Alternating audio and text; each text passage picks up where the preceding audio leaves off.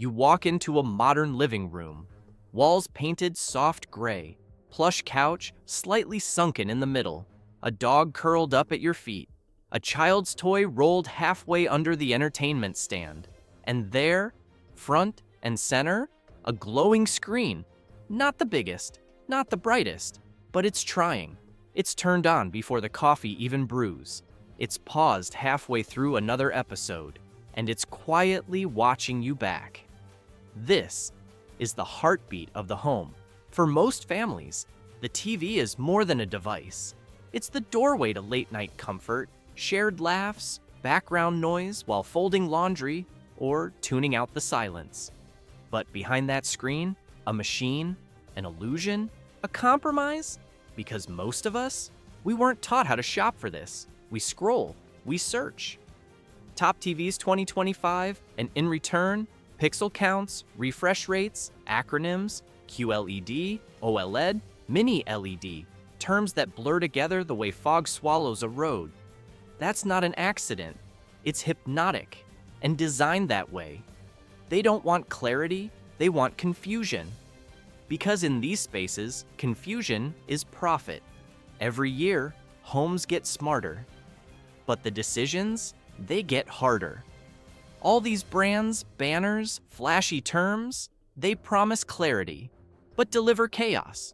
One brand offers brilliance, another breaks after 6 months, and in between, fragile pixels, false guarantees, and ads on a screen you paid for. So today, we slow it down.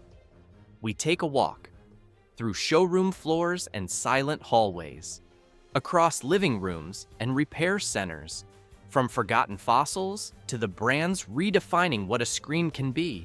12 names, 12 truths, from the TVs you should avoid like a virus, to the handful quietly earning their place in your home. Some will surprise you, some you already knew, but by the end, you'll know exactly who's building for you and who's building for margins. Let's begin. Number 12, RCA, the ghost of glory. Back in the day, RCA meant something. Your grandfather had one. Walnut cabinet, round knobs, a picture that felt like a miracle. Today, it's not a miracle, it's a mistake. Their panels, outdated. Their color range, faded. Move 2 steps to the side, and the screen washes out like a storm-spilled photograph. In 2025, RCA isn't competing, it's surviving. Sold in bulk, slapped in dorms and dusty guest rooms, often chosen out of fatigue. Not faith, real experience. Bought one on clearance, 3 months, washed out reds. By month 7, a black line crept across the screen like a scar. You deserve better. Number 11, Insignia, the dollar store dream. It shows up in carts, under headlines, connected to Prime Day deals. It's Best Buy's hidden secret, and also their dirty laundry. Fire OS built in? Sure, but panels that glow like old flashlight batteries. You scroll through apps, and wait, scroll again, and wait more. By the time your show plays, your popcorn's cold. And worse, ads. Even here.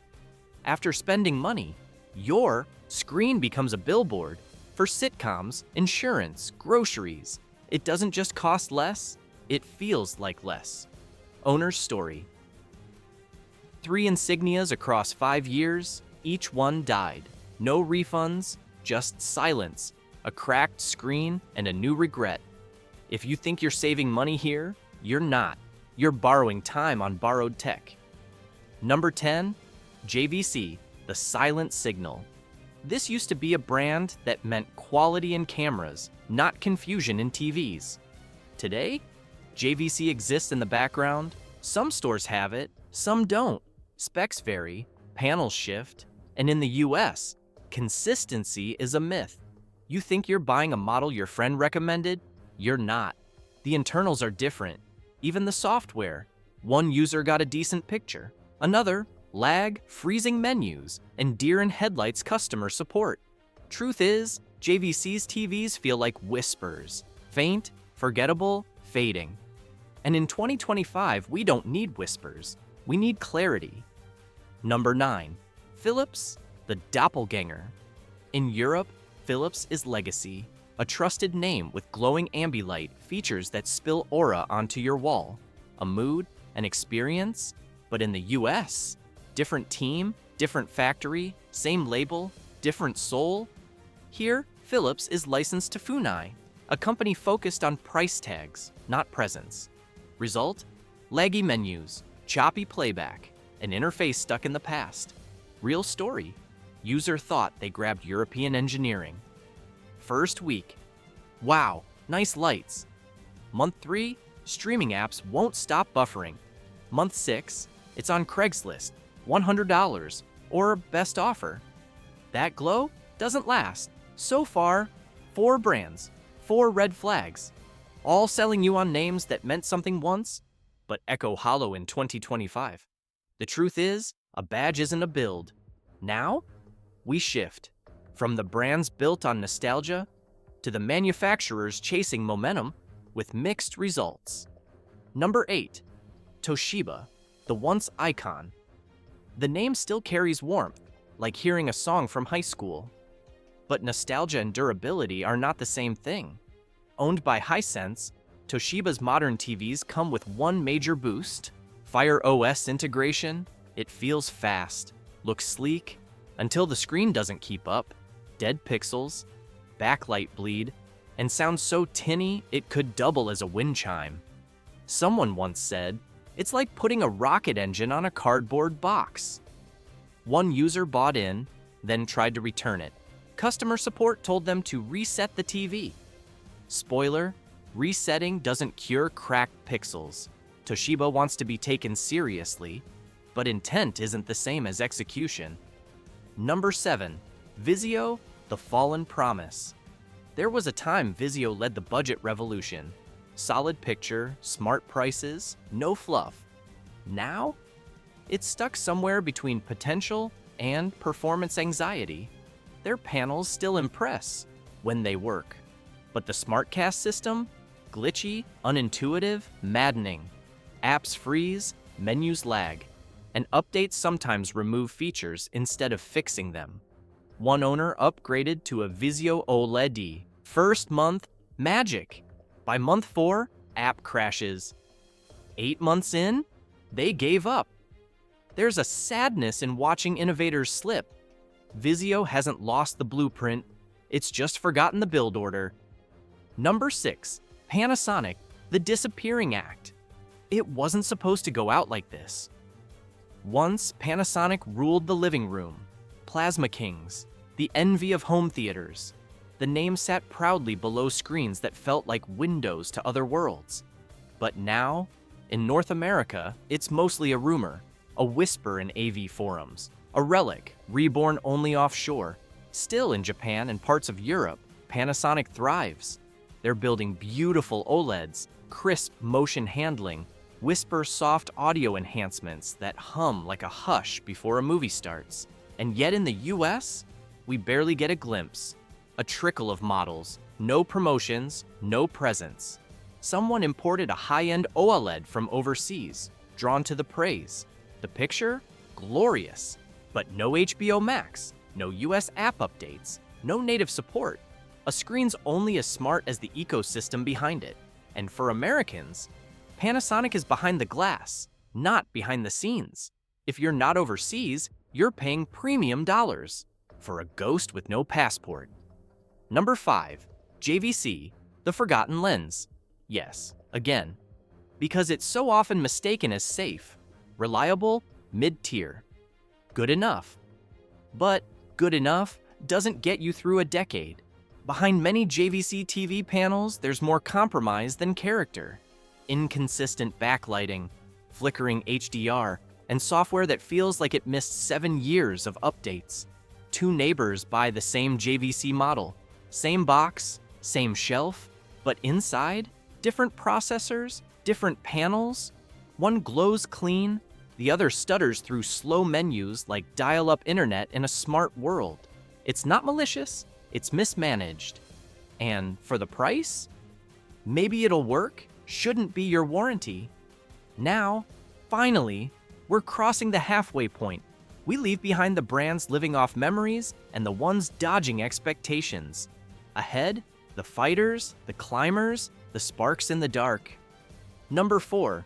Hisense, the underdog rising. It used to sit quietly on the bottom shelf, ignored, underpriced, misunderstood. But times, they change. Hisense learned fast, acquired faster, Toshiba, Sharp. They studied everyone, then started building TVs no one expected. Take their U8N series, mini LED brilliance, quantum dots with wide color, a flagship feel without flagship prices. Pop it on, and your jaw slackens. Vibrance, depth, contrast like velvet. Of course, it's still a gamble. Hisense isn't perfect. Some sets have durability hiccups. View angles aren't always wide. A few owners mention bloom, crushed shadows, or bezel thinness that doesn't handle toddlers well. But most of those flaws, they don't ruin the story. They just prove it's still being written. One user bought a Hisense and a soundbar. Combined cost, still less than the name brand OLED their friend bought. Guess whose screen everyone complimented? For those with a smart eye and a budget heartbeat, Hisense is a punch that lands harder than its weight. Number 3. TCL, the unexpected hero. The one no one took seriously until they had to. Back in 2016, TCL felt like a filler brand. Cheap, mass-produced, disposables with remotes. Then they shipped the 6 series. Suddenly, gamers noticed. Movie lovers started whispering.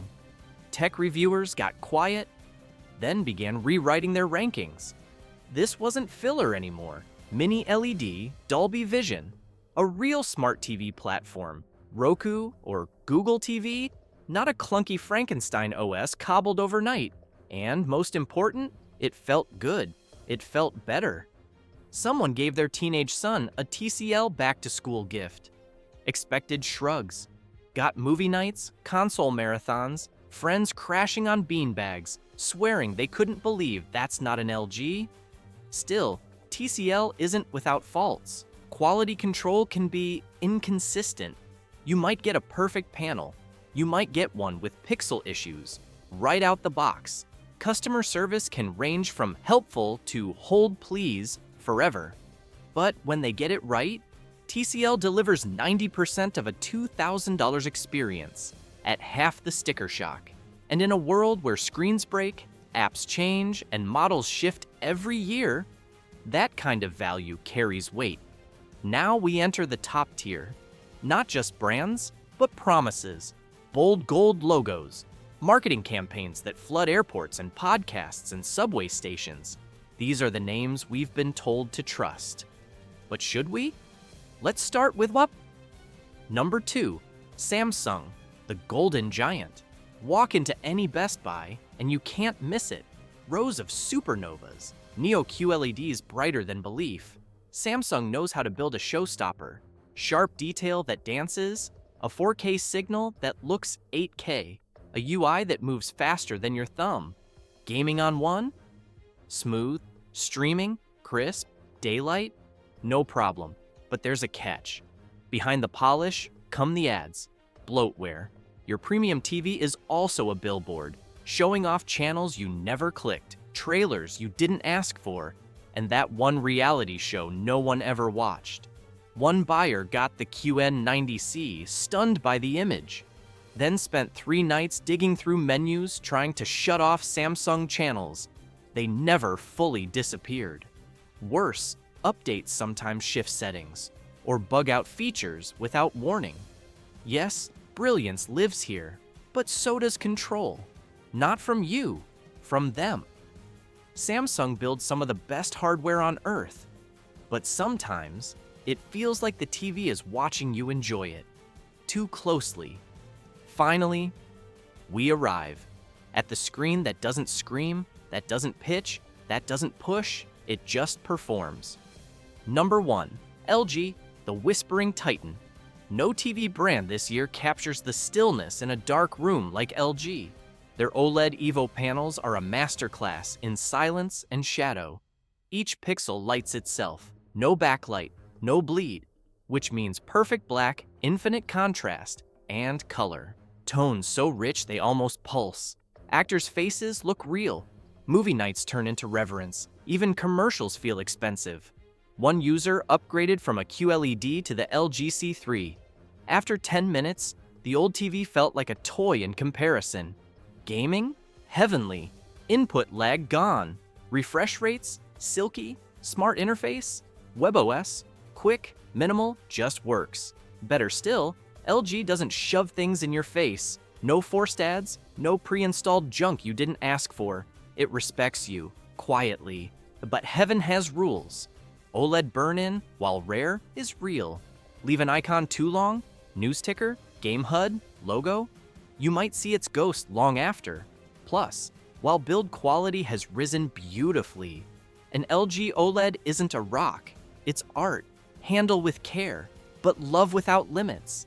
In 2025, the gold standard has a name, and that name whispers, not shouts, LG.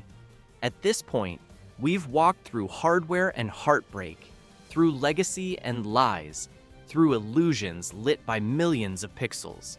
And now, maybe you're staring at the TV in your own living room, wondering if what you bought was brilliance or just branding.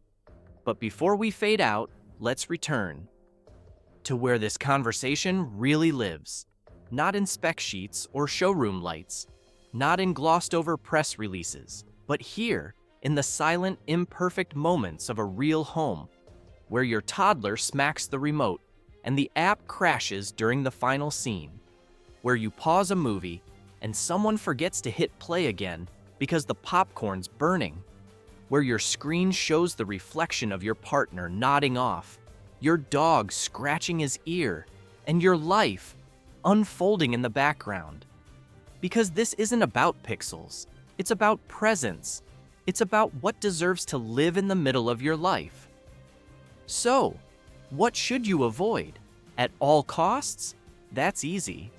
Avoid the brands that stop caring the moment you click checkout. Avoid the names that echo prestige but can't back it with performance. Avoid insignia, for the illusion of savings that becomes regret in 3 months. Avoid RCA unless your idea of modern entertainment is fixing black screens on Tuesday nights. Avoid the marketing hype that screams louder than the screen performs. But also, avoid assumptions, because sometimes the underdog brand is the one fighting hardest to impress. Sometimes a lesser-known model gifts you the best movie night of your life. Sometimes value shows up wrapped in silence, not packaging. You want a truth? Here it is. Most showrooms don't sell you the best TV. They sell you the best illusion, the biggest screen, the brightest shelf demo.